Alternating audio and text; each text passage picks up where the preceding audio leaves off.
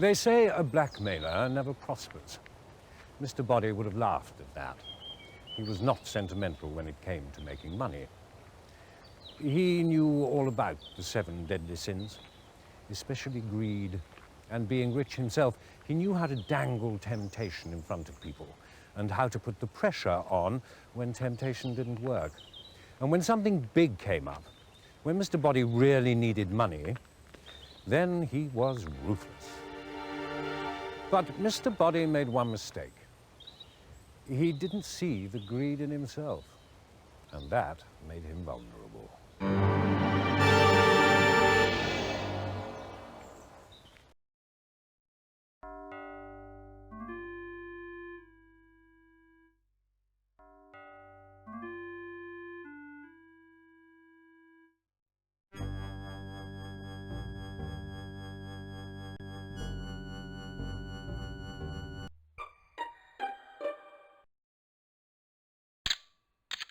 Rope.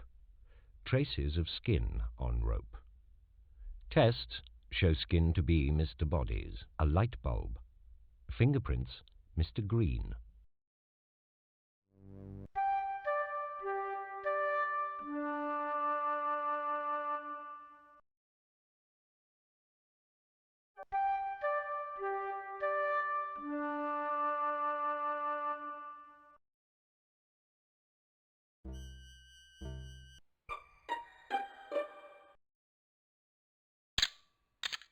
Traces of rope fibre on table.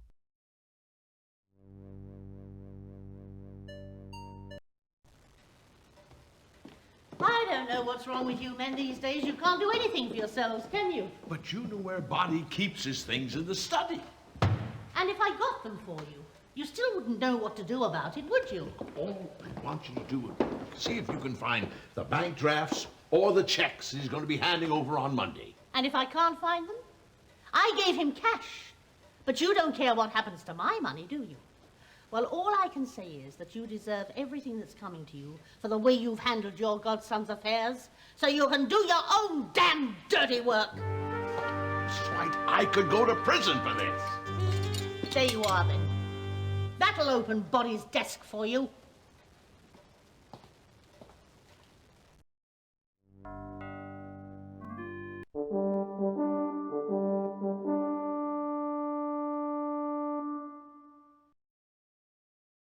No, I didn't know that there was any rope in the house. Should there be? Wouldn't you be better off looking outside for something like that? You're bound to find out sooner or later, so I'll tell you myself that Colonel Mustard and I have a very close relationship.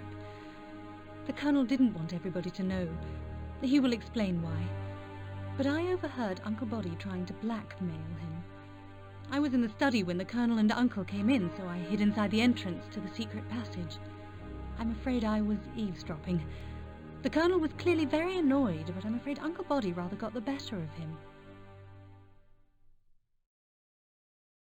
I'm sorry, that's about it for the present, I'm afraid.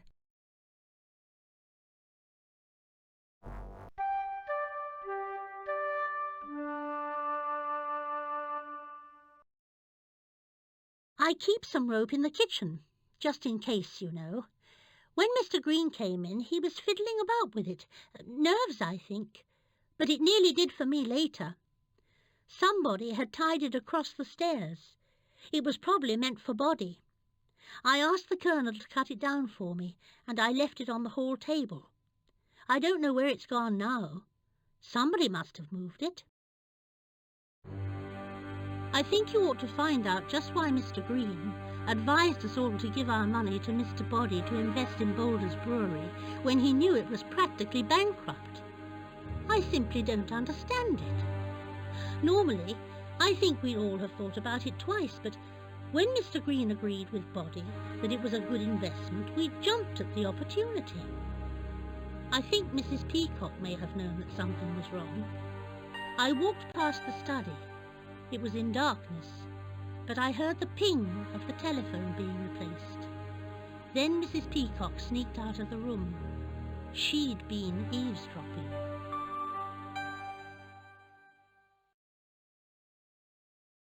I'm I'm sure I'll remember other interesting facts, but I've nothing to add right now.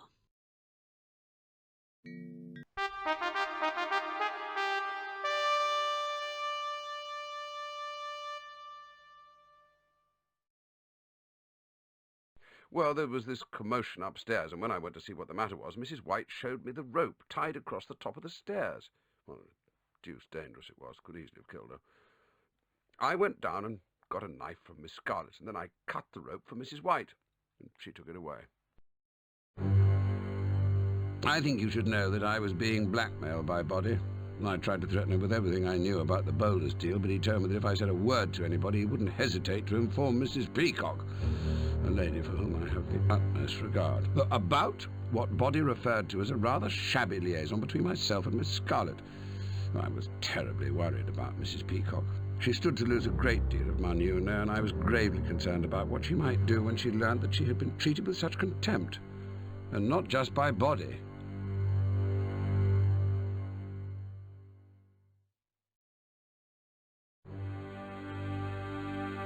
I don't know if you heard about the rope which some idiot tied across the stairs. I assume it was meant for Boddy, but it nearly saw Mrs. White off.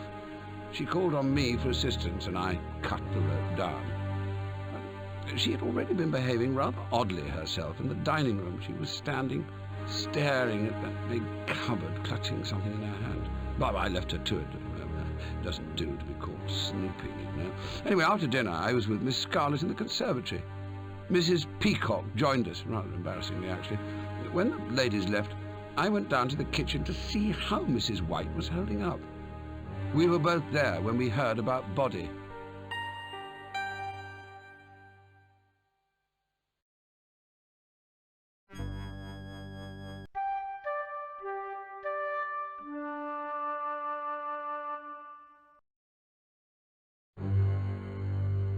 Something the professor said to me in the hall earlier gave me the idea that I might be able to get my money back.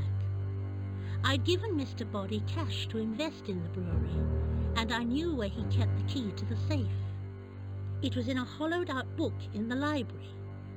I broke into the cupboard and cut my hand on the glass, but when I went to the dining room, where Mr. Boddy's safe is hidden, there was a terrible argument going on. Miss Scarlett was really shouting at somebody. There was a crash, and she stormed out.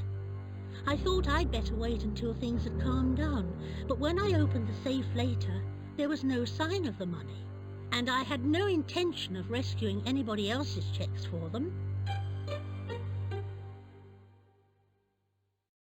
I'm sure I'll remember other interesting facts, but I've nothing to add right now.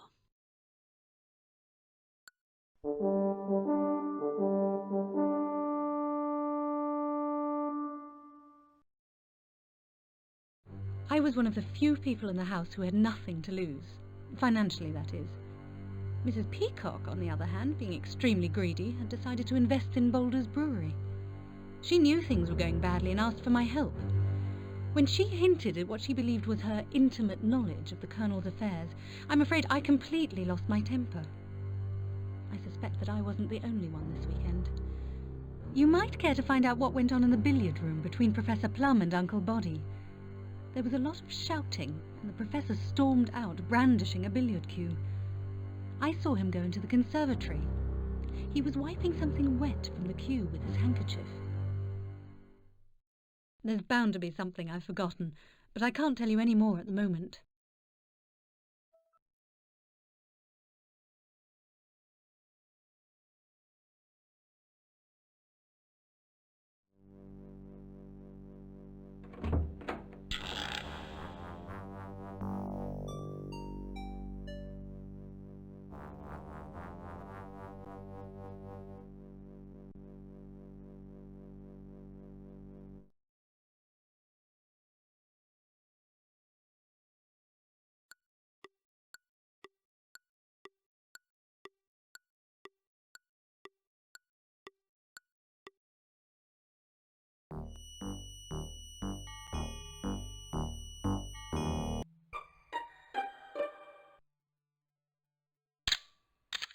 A telegram addressed to Colonel Mustard, hidden in a book. The telegram warns that Boulder's Brewery is in serious financial difficulties and an unacceptable risk. Fingerprints Miss Scarlett and Mr. Boddy.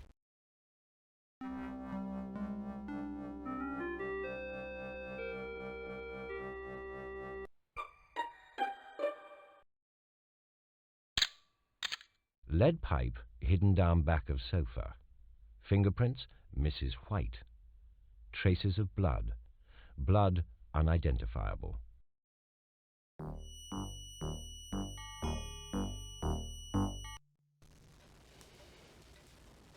I can't tell you any more. Boddy's going ahead, no matter what happens, no matter who gets hurt. Goodness sake, Michael, this isn't you skulking about like a common criminal. Tell me what you know. Pull out of the brewery deal now. I know it's going to fail, and so does Boddy. But he already has my banker's draft. Are you mixed up with him in this? Is that how you know? No, I'm not. But I've been warned, and I'm waiting for confirmation. Please, don't ask me anymore.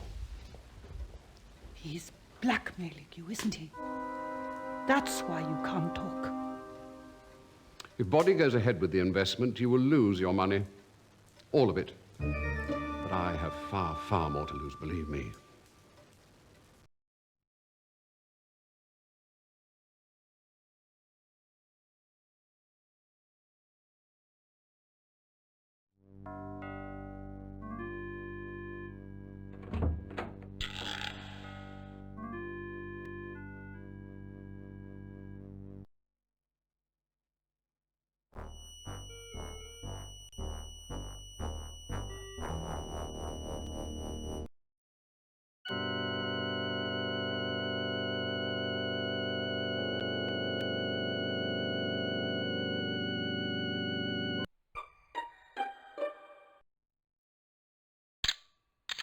A safe in the sideboard.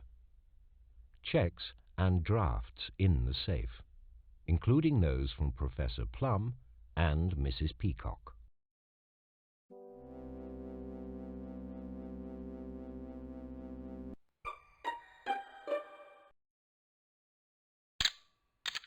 A smashed plate.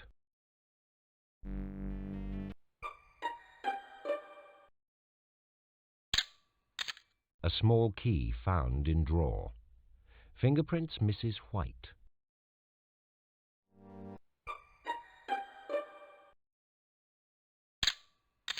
Candlestick, recently polished.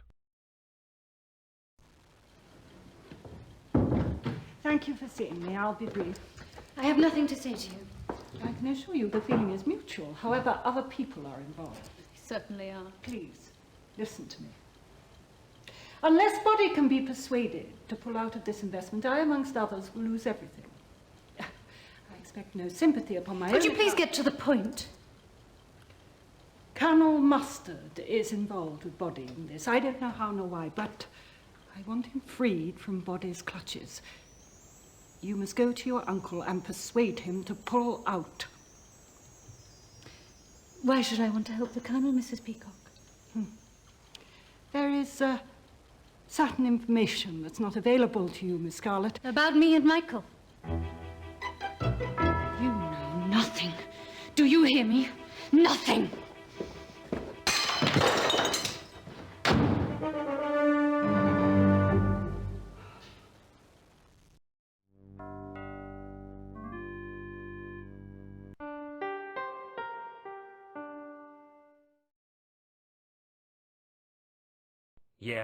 Yes, I saw the rope.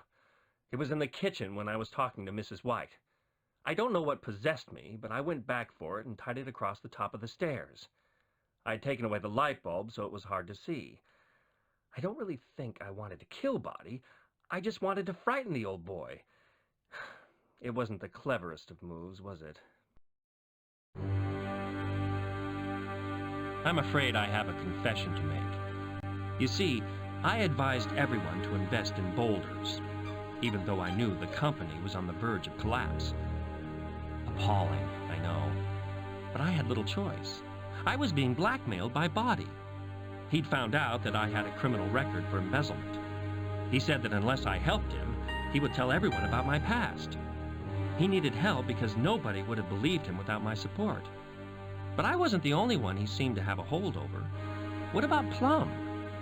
I don't know what he's been up to, but he's as jumpy as a cat on hot bricks at the moment.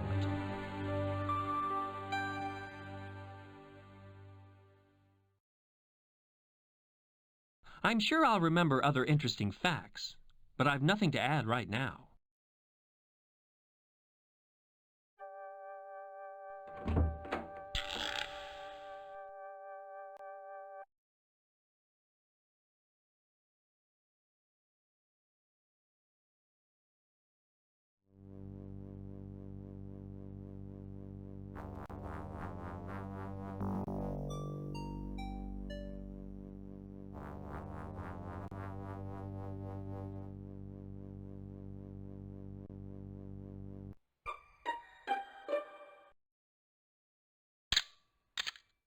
There is nothing of interest here.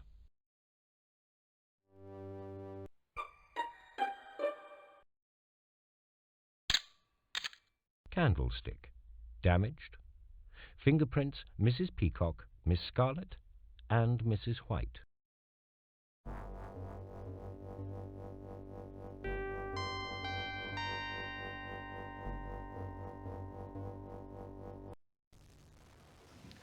I know you've got a lot invested with Boddy in this brewery business, right? Oh, it's all that again, is it? Look, there isn't the time to explain this to you. You've got to get that money back from Boddy. He signs for the shares on Monday. Then it'll be too late. But you told us to go in for this. You said that Mr. Boddy practically guaranteed us a big return on the shares. Yes, I know. But Mrs. White, that brewery's almost bankrupt. Boddy's not even investing in it himself. All he's doing is collecting a fat commission for the money he brings in. He can't lose. Did you know the brewery was in trouble when you told us? Yes, I did. I shouldn't be telling you this, but I'm sorry.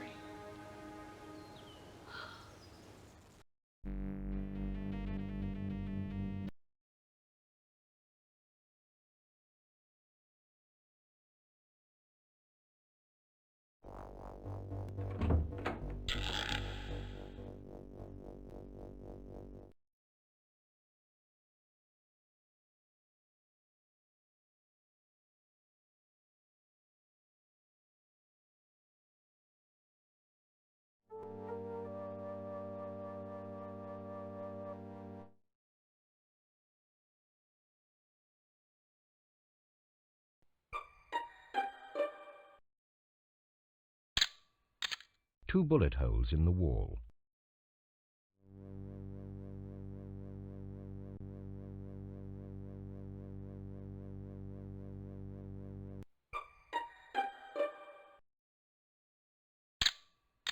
Wrench.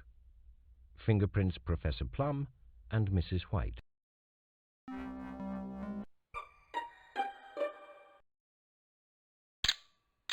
Wrench.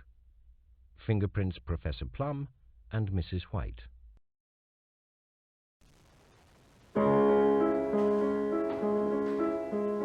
want an explanation from you now. I stand to lose just about everything if this brewery deal falls apart. Did you know it was going to fail when you advised me? Forget the injured, innocent routine. You're as greedy as the rest of them. And now you're squealing like a stuck pig because you think you're going to lose your precious investment. You're in this with Boddy, aren't you? It's a bit late to start asking questions now, isn't it, Mrs. Peacock? I trust. Some people only learn the hard way.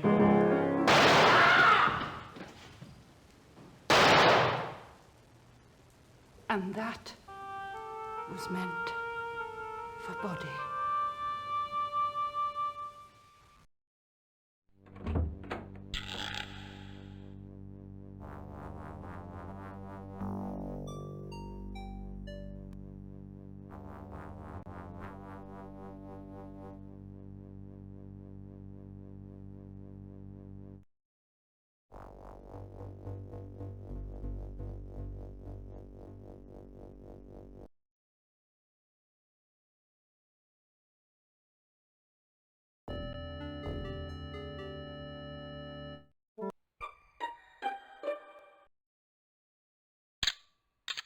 A drawer forced.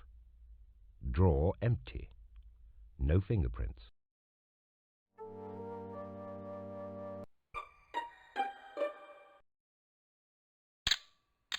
A stain.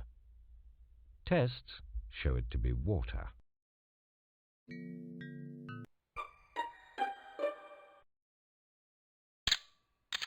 A billiard cue. Fingerprints Professor Plum. Tests show dry beer on cue.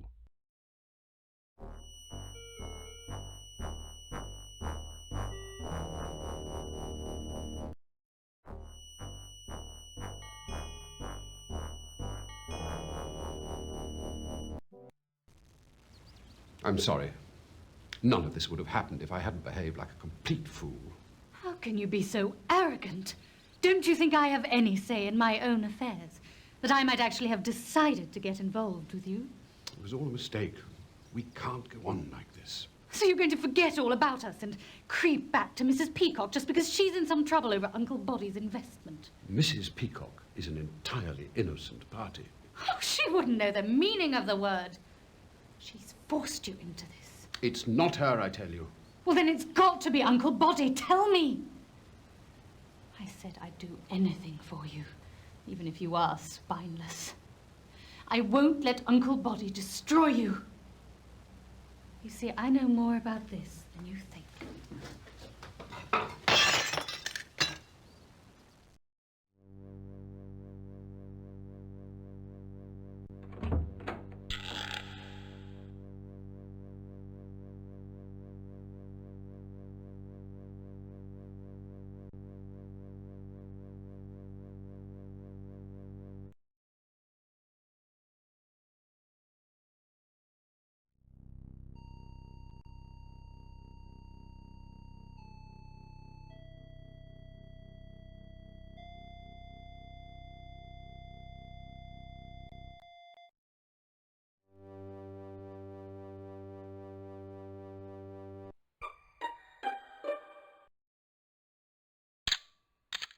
A tray with broken glass and liquid. Liquid identified as beer.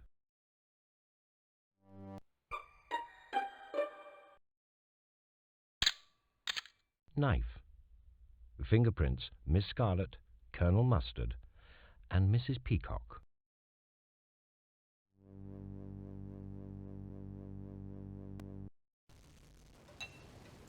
Try some of this Boulder's, Plum. It's great. Boddy, will you please listen to me? This is serious. Investing other people's money certainly is serious. I only bought those shares because you promised a quick return on the investment. You knew it wasn't for me. I was trying to build up the trust money for my godson. It's inconceivable he should lose it. I don't know about inconceivable, but it certainly is illegal. You could go to jail for that. I don't care what you've done, what you haven't done. I don't care if the brewery goes broke or not. But if anything happens to my godson's money, I'm coming straight back to you, Boddy. You will be responsible. Caveat emptor, Plum. Let the buyer beware. No, Boddy. You beware.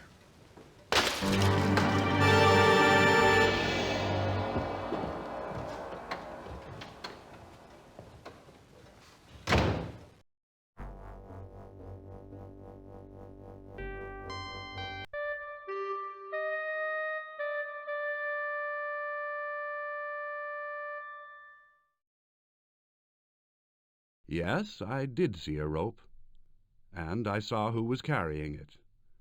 Mr. Green was sneaking upstairs with it. I've no idea what for. I made the biggest mistake of my life over that brewery investment. Boddy said Boulders couldn't fail, so I had dipped into my godson's trust fund and invested a sizable portion of it. Not only was this foolish, it was also illegal. There was little doubt that if the deal went sour, I could end up in jail. No joke at my age. So when I saw Mr. Green sneaking upstairs, treading very carefully to avoid any creaks, and carrying a great length of rope, I thought that whatever he was up to, I'd leave him to it.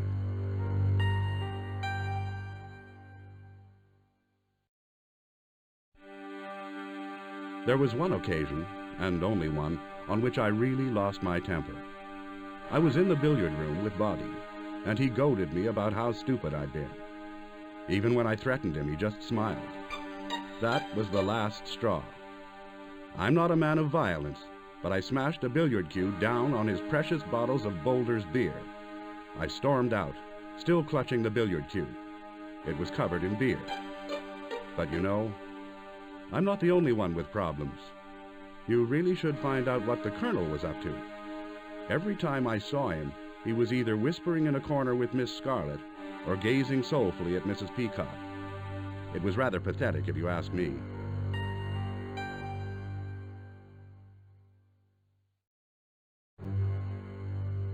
I think I've managed to make an enemy of Mrs. White this weekend. I asked her to try to get my check back from Boddy. She was so angry with me, I thought she might hit me. And she had a very heavy, blunt instrument with her. Anyway, please ask her about it. I find it all too embarrassing. I tried to make it up to her after dinner. I was in the dining room with Green when she came in. Green left almost immediately, but I hung around. She had no time for me, so I wandered down to the lounge. Green was there, but we had exhausted our conversation, so after about 10 minutes, I headed for the kitchen. I thought I would have a last attempt at making amends with Mrs. White. We were both still there when we got the news about Boddy.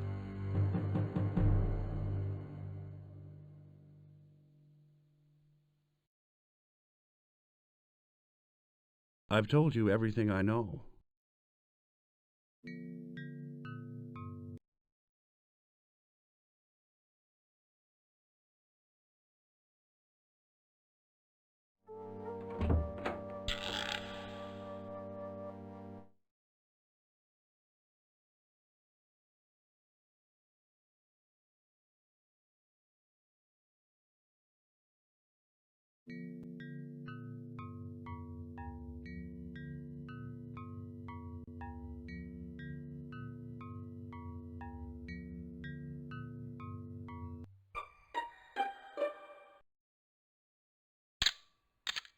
Fingerprints, Mr. Boddy.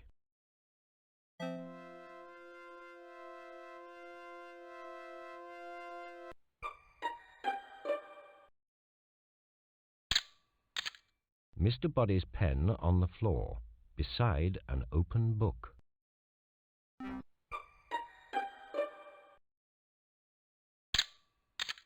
A hollowed-out book on the floor. Book empty. Bloodstains on book. Tests show blood to be Mrs. White's.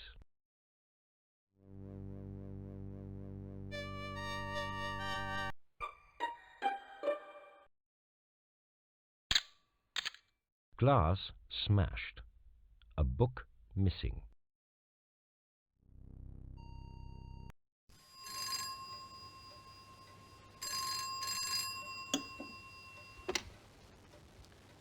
Boddy. It's Jack. We're running out of time. Yes. They all know there's something wrong. I managed to intercept the telegram for Colonel Mustard today. I can hold back the brewery results until Monday. Can you shore up your end? Certainly. But if anything goes wrong, you won't see a penny of this. Do you understand me? Good.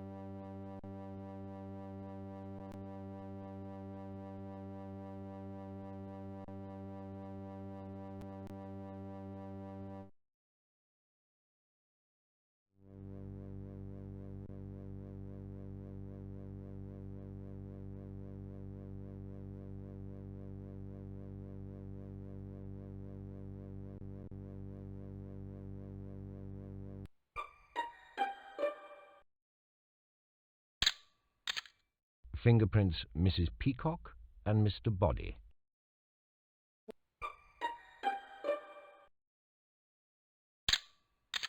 A locked drawer.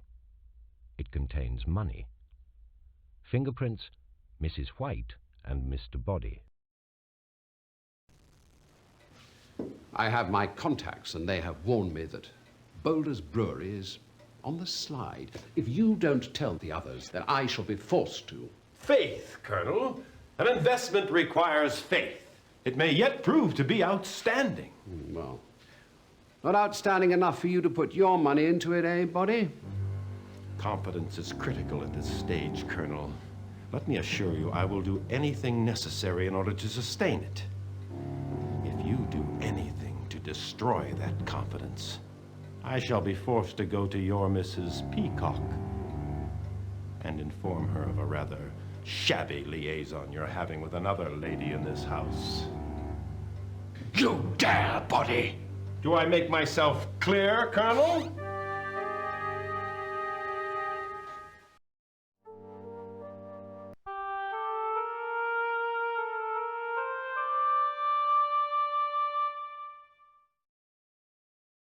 Rope?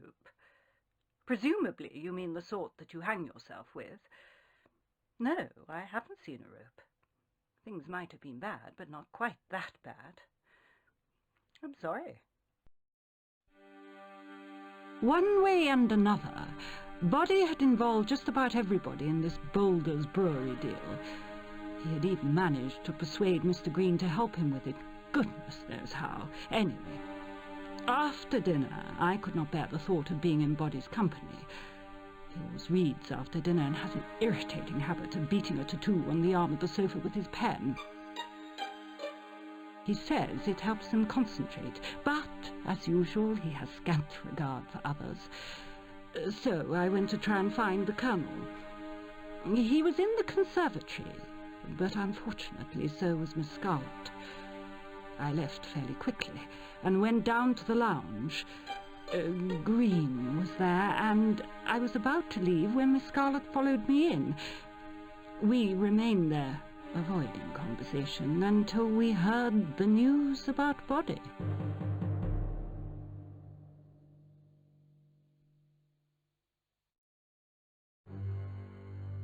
Not only have tempers been very frayed over this Boulder's business, but there has been a great deal of deeply suspicious behaviour. I glanced into the lounge earlier and saw Miss Scarlett hiding what looked like a piece of paper in the ornamental cupboard. I did mean to go back and have a look, but I never had the opportunity. I was somewhat diverted by the telephone ringing. I picked up the extension in the study, and what I heard confirmed my worst fears.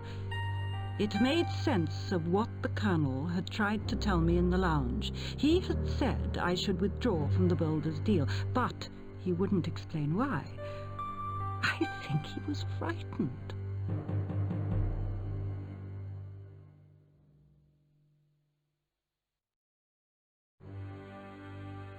I am not proud of my behaviour over the last few days. The threat of losing all my money drove me to do some dreadful things.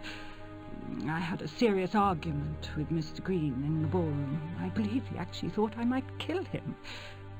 Oh, but this is all too embarrassing. I'm sure Mr. Green will be only too delighted to tell you more. You see, I had begun to piece together various snippets of information regarding the purchase of shares in Boulder's Brewery. I needed help, so I foolishly asked Miss Scarlett. All I can say is that that young lady's temper will be her downfall one day. I had hardly mentioned the Colonel's name, and she exploded.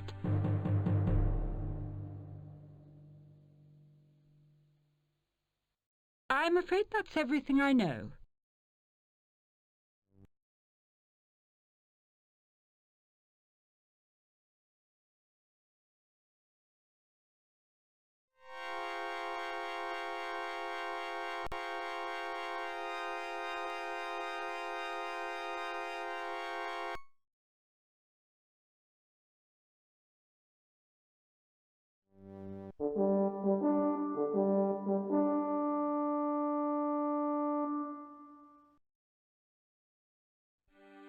I'm sure you've heard all about Boulder's Brewery by now. But what you may not know is that the Colonel had been making some inquiries of his own into the affairs of the company. Uncle Boddy intercepted a telegram addressed to the Colonel. I saw him. He locked it in a cupboard in the conservatory. I waited until he'd gone, then I prized open the drawer and took the telegram. It was dynamite. I hid it in the lounge until I could show it to the Colonel, but I never got the chance. He threatened to end our relationship because of Mrs. Peacock. It became rather embarrassing when Mrs. Peacock joined us in the conservatory after dinner. She left fairly soon and I followed her down to the lounge. Mr. Green was there too, so the atmosphere was not greatly improved. We were all still there when we heard about Uncle.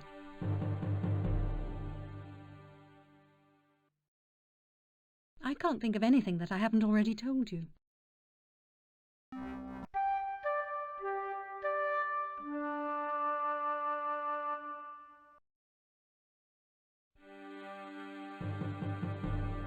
Professor Plum turned out to be just as selfish as everybody else. He tried to persuade me to break into Boddy's desk in the study to see if his cheque was there. He didn't care if I got caught or if I got my money back. I told him to do it himself. I don't know if he did. I'd already nearly been killed by a rope which somebody had tied across the stairs. Now, who would do a stupid thing like that? After dinner, I went to clear up in the dining room. Professor Plum and Mr. Green were still there. Mr. Green left, I finished tidying up and headed back to the kitchen. The Colonel followed me. We had just sat down to a nice cup of tea when we heard what had happened to Mr. Boddy.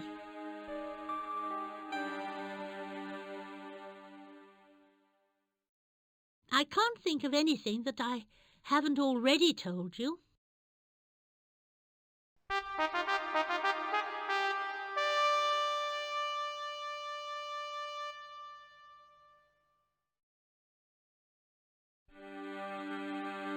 I never thought I'd see the day when I'd get myself into such a tangle. I made a serious error of judgment which would affect not only myself but others who are very dear to my heart. I had heard from a friend in the city that Boulder's Brewery was practically bankrupt. Well, I was just waiting for official confirmation. I knew I had to warn Mrs. Peacock, but the possible consequences of that worried me terribly. My only route out of the problem was to end my relationship with Miss Scarlett. I tried to do that in the conservatory earlier, but she became very agitated. She seemed to have some information of her own, something which she felt put her in a very powerful position.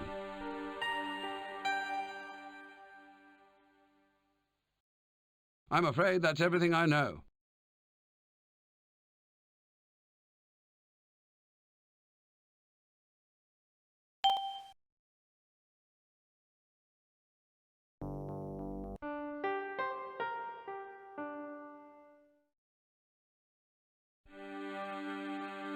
Has Mrs. Peacock told you yet about her tantrum in the ballroom? I was playing the piano when in she came, pointing a gun at me. I didn't take her seriously until she pulled the trigger. She blamed me for persuading her to invest in Boulders, but she was as greedy as everybody else. I have to say, though, that I think she's innocent of murder. After dinner, I stayed on in the dining room talking to the professor. Then Mrs. White came in. She was not at all happy with me, so I escaped to the lounge. Mrs. Peacock came in shortly afterwards, then Miss Scarlett. And what an atmosphere there was. Nevertheless, we all stuck it out until we heard that somebody had seen old Boddy off.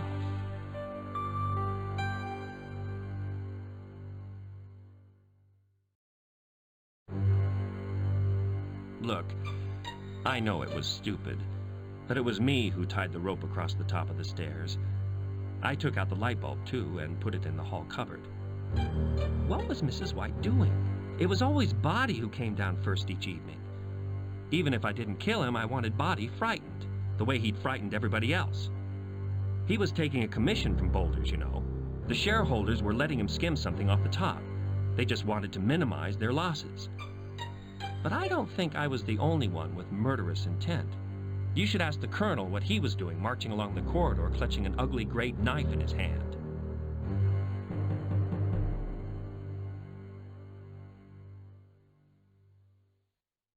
That's it, I'm afraid. I don't know anything else.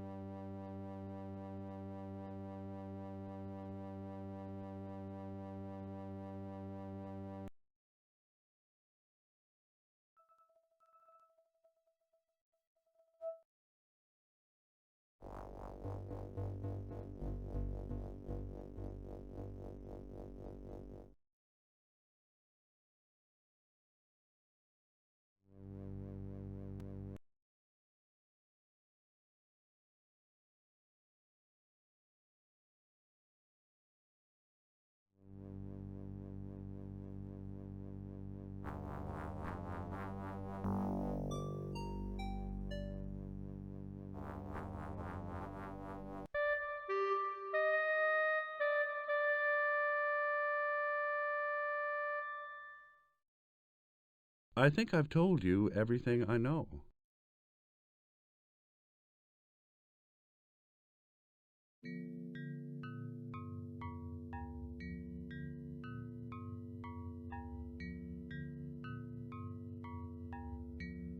Fingerprints, Mr. Boddy.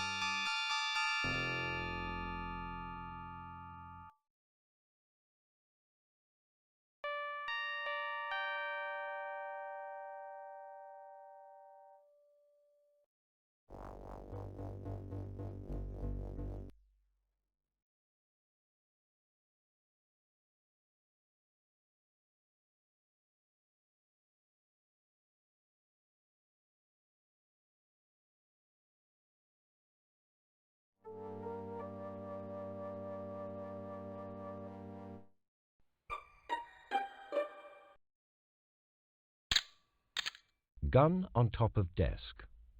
Fingerprints Mrs. Peacock and Mrs. White. Gun looks to have been fired twice.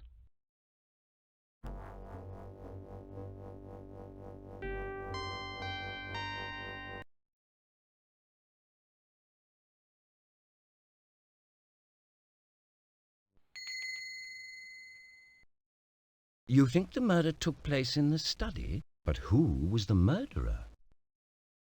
Which weapon do you think they used?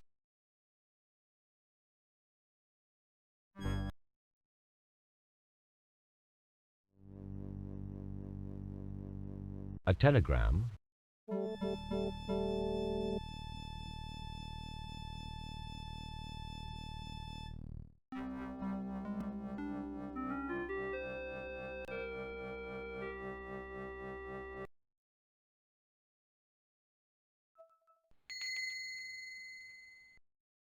You think the murder...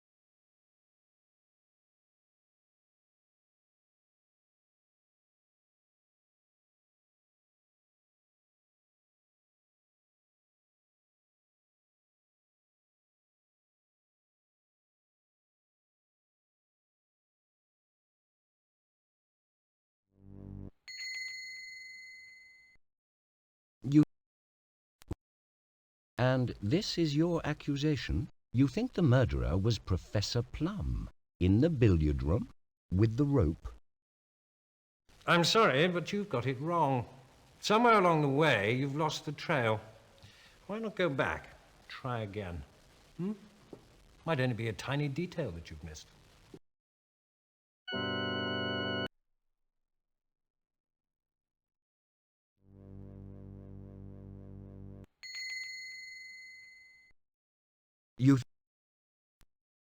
And this is your accusation? You think the murderer was Professor Plum in the study with the rope? I'm sorry, but you've got it wrong.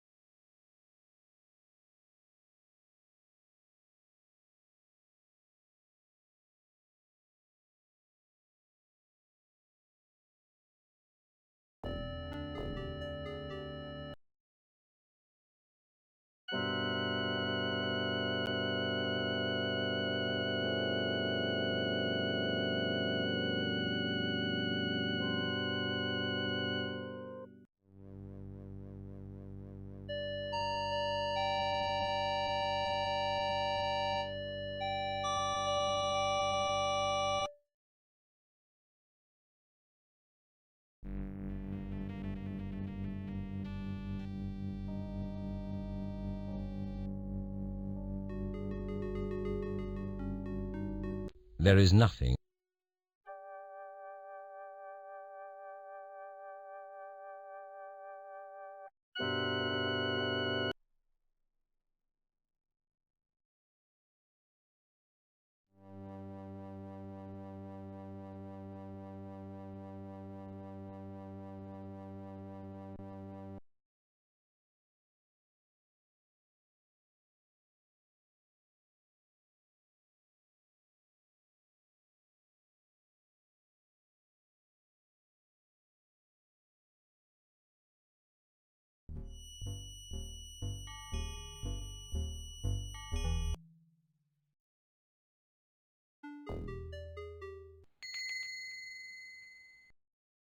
You think... And this is your accusation? You think the murderer was Professor Plum in the library with the rope? Congratulations, you've got it all right. Let's go back and have a look at it step by step and see how it happened. Professor Plum never made a bigger mistake than when he allowed Mr. Boddy to persuade him to invest his godson's trust money. And when he realized that he was never going to see that money again, he panicked completely. When he left the dining room that evening, the professor had every intention of going to the lounge, but he changed his mind and went looking for Mr. Boddy. He was going to have it out with him once and for all. As he passed the hall, the professor saw the same rope that had almost killed Mrs. White earlier lying on the table. He picked it up and set off towards the library. His hunch was right. Mr. Boddy was there, reading quietly. Professor Plum crept up behind him with the rope. The book tumbled to the floor, and Mr. Boddy's pen fell from his pocket. Then the professor went back to the hall and flung the rope into the back of the cupboard to get rid of it. It was an almost perfect crime. If only he had returned the rope to the hall table and gone to the kitchen as he said, he would probably have remained undetected.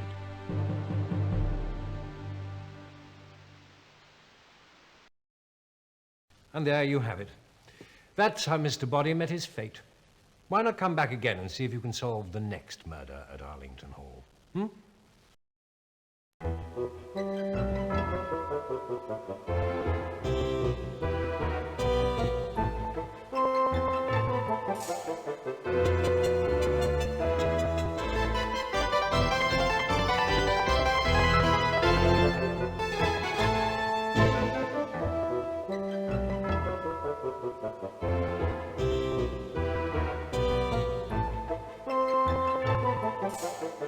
you.